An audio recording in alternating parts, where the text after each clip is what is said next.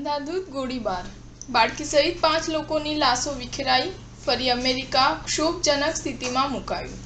અમેરિકામાં ફરી એકવાર અંધાધૂંધ ગોળીબારની ઘટના સામે આવી છે. લાસ વેગાસમાં એક હુમલાખોરે 2 એપાર્ટમેન્ટના પરિસરમાં બેફામ ગોળીબાર કર્યો હતો, જેમાં 5 લોકો ઘટના સ્થળે જ મૃત્યુ પામી ગયા હતા.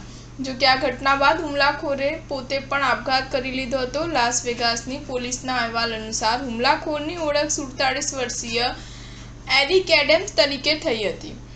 આ ગોળીબારમાં મૃત્યુ પામનારા લોકોમાં 13 વર્ષની બાળકી પણ સામેલ હોવાનું સામે આવ્યું છે. તેને ગંભીર હાલતમાં આઈસીયુ ખસેડવામાં આવી હતી, જ્યારે 2 20 વર્ષીય મહિલાઓને ગોળી વાગતા તે પણ મૃત્યુ પામી હતી.